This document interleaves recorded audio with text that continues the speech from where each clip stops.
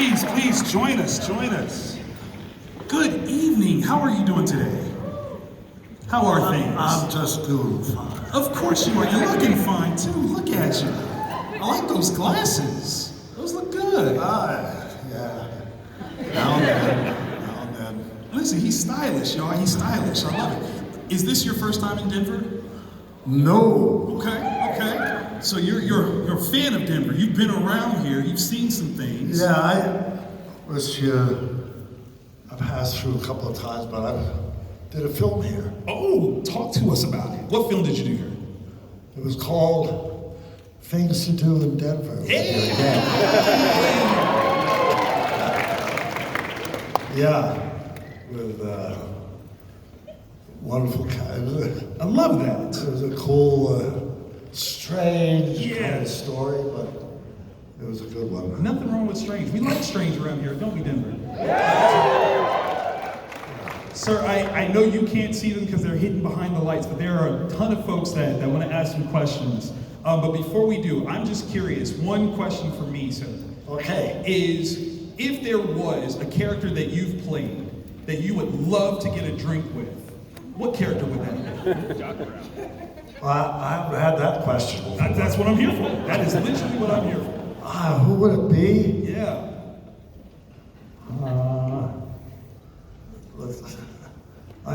What comes into my mind? Judge Doom.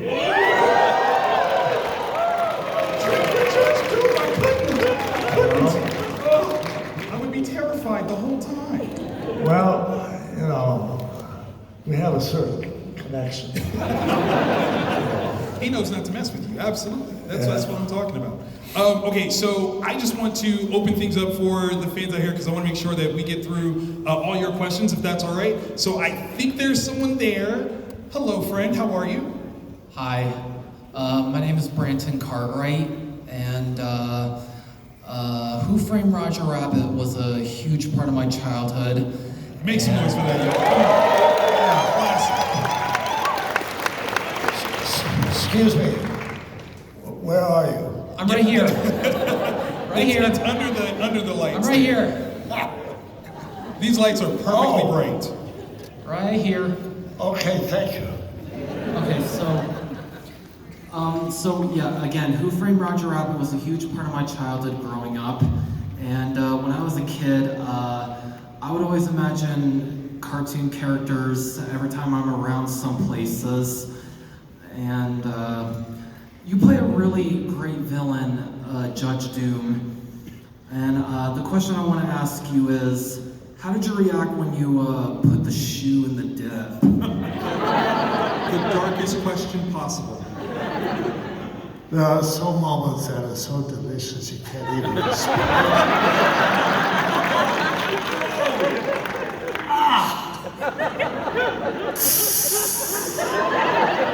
Anyway,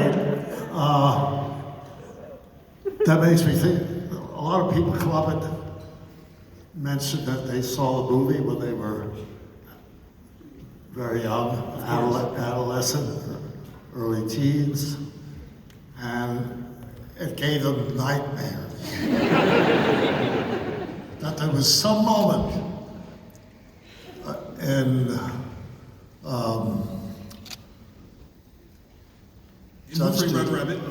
Roger Rabbit, right? That scared the hell out of me. Absolutely. And it made me think back to when I was their age, and the first series of Disney animation came out. Snow White, the Seven Dwarfs, Bambi, Pinocchio, and a few hours. And each one of them, when I went to them that night, I had, nightmare moments because of something I saw. So, my feeling about these, when people come up to me and say, payback. That's all, payback. And I appreciate their feelings. etc. That's that. That's right. No, that's a good one. That's a good one. We're gonna go on this side now. We're gonna jump to the other side of people hidden in the light. Hello. Hi, I just wanted to say I'm a big fan. I just watched Taxi recently. And Another classic. And my question is like, how were you able to transition like your acting from Taxi to Doc Brown, like just like a couple years right after? Taxi, how do I, what? How were you able to transition like? Make the transition? Well, in a certain sense, and I don't mean to diminish one or the other of those two movies, but they come from the same source. You know what I'm saying? Of course. So, but I know I'm trying to have a better answer. That's too simple to answer. But, I don't know. I was always eager to play a character. Right. And when I first started out in the theater in New York in 1960, Come on now.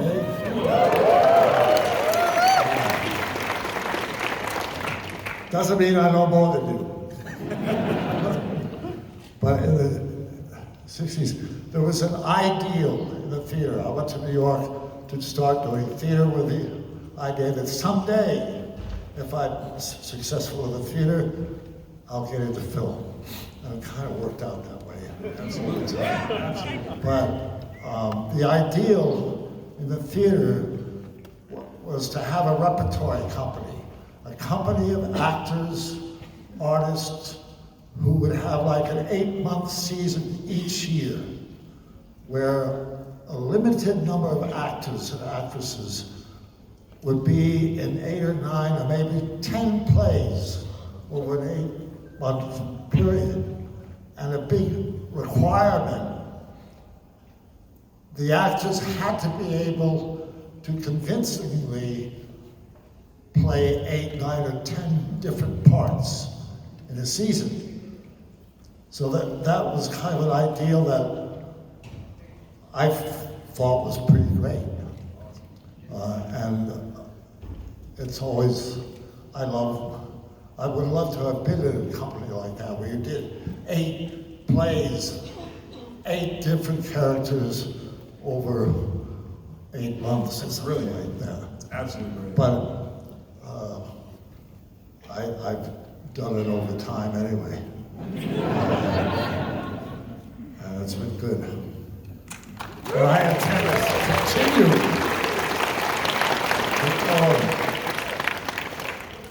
next. Love that. Okay, we're back on this side. Hello. Hi, my name's Alex. So when I was back in middle school, my middle school put on a parody play of the Addams Family called Meet the Creeps.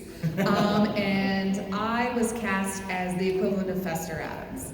Yeah, y'all can imagine me in a bald cap and a monk's wig. Yeah, it was a thing. Anyway, so my homework when I was cast was to go home and watch the Addams Family and Addams Family Values movies and watch Fester and get the acting style from there. So I really just want to know, where did you get that unhinged, unbridled joy that incorporates so well into Fester? Well, I tell you, our paths were kind of similar. I had the luck to grow up in a family, and there was a weekly magazine called The New Yorker, and my family subscribed to, and I would be trying to be the first one to get to it because it had cartoons. You know, there's all this, you know, heady, intellectual. I wanted the cartoons. And one of them, Charles Addams, the man who wrote Addams Family, or made up all those characters, he was a regular contributor every week, almost. There'd be a Charles Addams cartoon, and often it featured Uncle Fester. And I used to get that magazine talking about a source, and I had a particular liking for Fester. He jived with my sense of humor, his certain special kind of wickedness, etc. I'm Fester.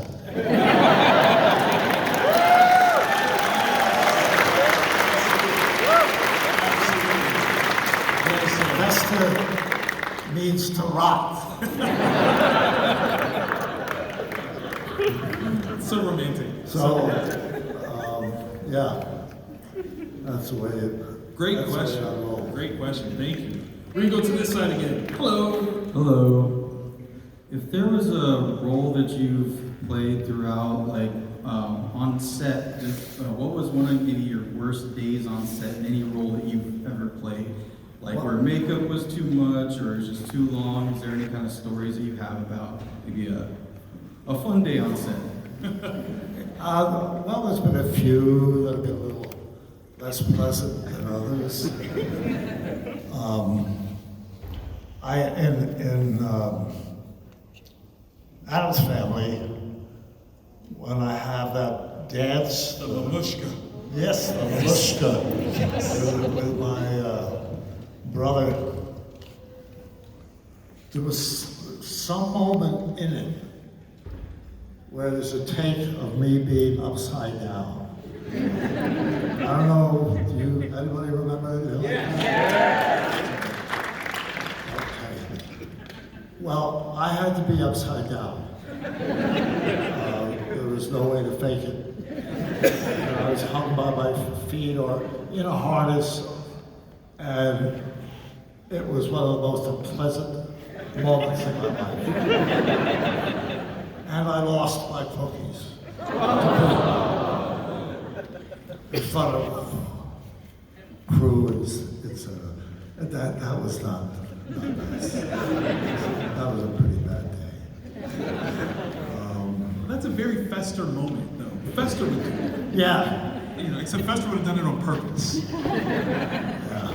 Well played. That's character acting. I like it. I like it. Great question. Thank you. Hello. Where are we? Hi here. First, I'd like to say, in preparation for this night, I watched every single Back to the Future back to back. Yes. But I'm not here to talk about Back to the Future. I'm here to talk about something that you have a bit of a smaller role in. That I have a serious question as to how that role came about, and it's your role in the well-run movie Piranha.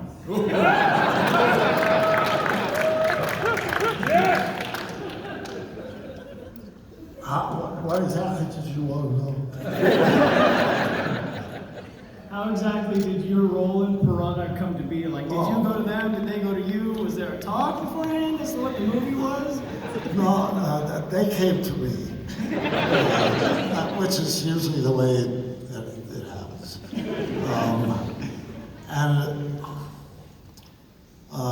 I know I wanted to work. I was hungry. And I was aware of certain, things about it that I didn't maybe like that much. But I kind of dug the role I had, and I thought, why not? And then I did Piranha stuff again. I did Piranha too. That's right. You gotta read up on that one. It was kind of fun, and I kind of liked it. Great question. Thank you. Thank you. Hello. Hello, Christopher. First, I want to say, right here. Thank you. First, I want to say thank you for giving us such a career of phenomenal and entertaining work. Makes me Iconic characters.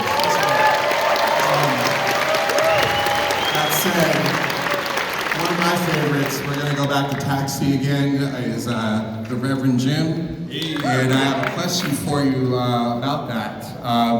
You got to work with Andy Kaufman, and that is, to me, just incredible with the way that that cast was. But with Andy, I was wondering, you know, being Andy, do you have any stories from the set or the stories from that time that you remember that is just so memorable from working with him? Yeah. A lot of people ask me, what was Andy like? You know, was he crazy? Or whatever. And he had a kind of sense of comedy which was very unique to him. And he knew how to make it happen. He knew how to sketch it out, how to plan it in his mind, the steps to make it work. And he was a very sweet guy, lovely guy, and he worked hard at his craft. And he was reliable. Sometimes his particular individuality might be in the way, get in the way of things, but it didn't matter. He was very brave. He would do things that were kind of crazy in a sense, or not expected, but were funny and meant something. He had that talent. Right.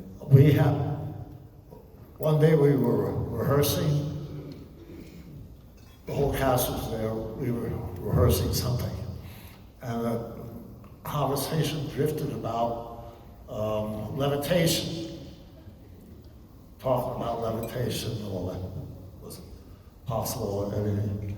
And Andy just very kind of casually sitting there talking, said, I could do that. Right? And so, of course, Andy, get real. Like that, oh yeah, I can do that. So we had a break. We're in a break. And he got down. I'm sorry, I didn't understand. No, you're fine. They're not here to see me, they're here to see you. That's how you get fired, ladies and gentlemen. He sat down on the stage floor in front of all the crew, and folded his legs and got kind of like a Buddha sort of position like that, and just sat. And we're all standing there. And it went on and on. He was very relaxed, just getting into his zone to levitate. And the minutes went by, and finally the production manager said, we gotta get back to rehearsal. And Andy got up or whatever. You felt like if he had 20 more seconds. Just 20 seconds. Do it. And that kind of I always remember it, because it was the kind of courage and daringness to just sit there and say, I can do that. And mean it. That's brilliant. That's brilliant. Thank you.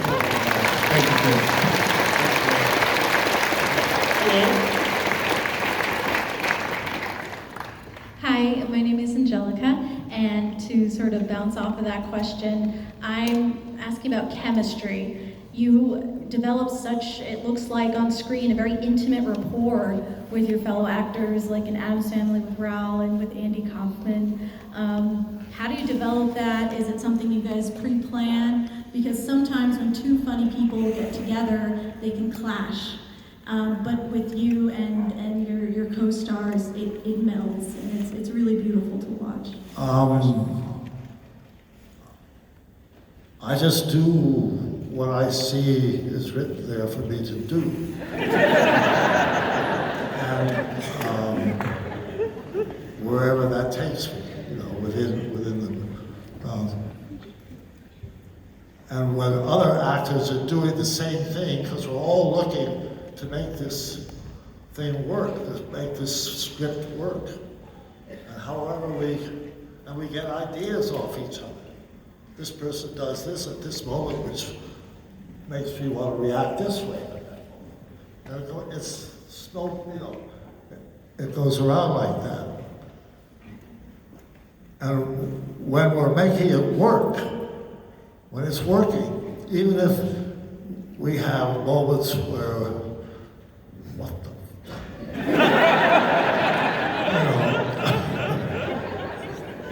if it's working, the energy is right. And you just keep doing that. And not let certain things spoil it. Well said. Is what I'm saying.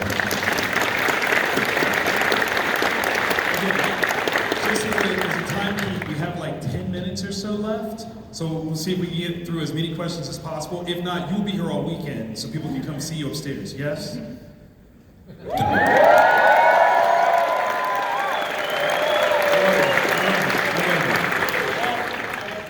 One at a time. Let's see what we do. Hello. Hello. So I just want to say I have kind of grown up watching you, and so that's kind of, it's one of those things where you kind of forget how much of my childhood you were. But my question is there any particular role that was more interesting or more difficult to bring to life than the rest of them? It's a tough question. Yeah. There's, in a certain way, most roles seem like that to me. That, you know, I start sweating it. I feel that I don't have it in my mind. I haven't connected with what the essence of this character is. And somehow it always seems come together at the last moment. That's because you're so talented, that's why.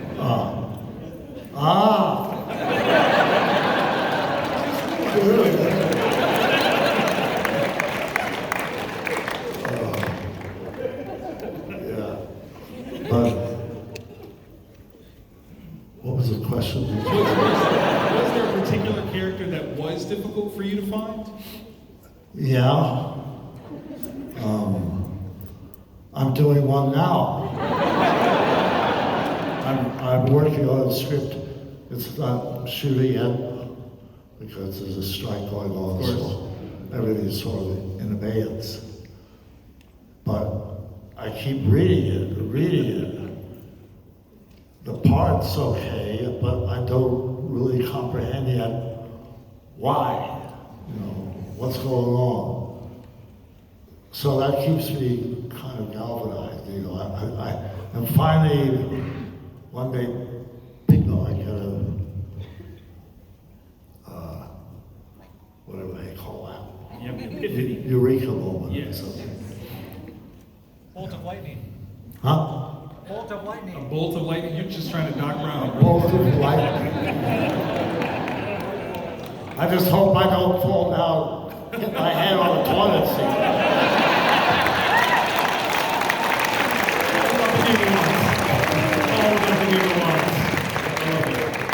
Thank you.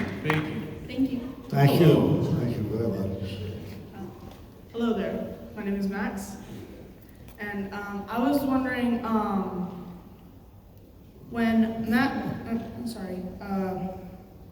when Mike Fry was playing the guitar on full max of the speakers, both speakers, how did he went into the air? I don't understand how that happened. Whoa, you're asking when in Back to the Future, let me first set the stage. You're talking about Back to the Future, right? Yes. Where Michael J. Fox's Marty is playing the guitar and the amp is so tuned up that it blows him backwards? Yes. Oh, okay. Yeah, that's just physics. That's just physics. You get hit with a sound wave. I'm a phenomenological narratologist, by the way. No, thank you. So, yeah, I got you. That's actually a person that studies storytelling. But what's fine. But what happens is when the force actually hits him, the concussive blast of the sound is enough to knock him off of his feet. They actually did that to Michael J. Fox. Y'all didn't do that to Michael J. Fox, did you? You didn't actually just hit him with it. There was a harness, right? I wasn't there. Oh, no. He wasn't home at the time, it's true. He wasn't home. That was a good question, though. That's a good question. That always scared me as a kid myself, to always stand in front of a speaker. So I've always been nervous about that. Yeah. Would you do that? Would you crank up an amp all that to that level? Would you do that? I wouldn't want to go deaf. Fair game. Fair game. Fair game. Thank you for that. Thank you.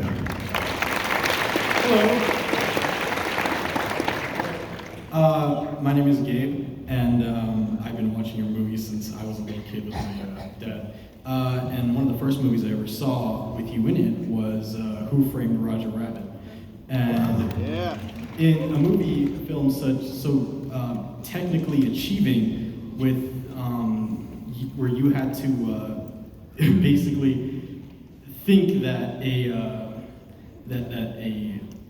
animated puppet character thing is talking to you and moving. How did you overcome certain hurdles with acting with puppets? Wait, they were there, right? The cartoon characters were really there on set, weren't they? Yeah.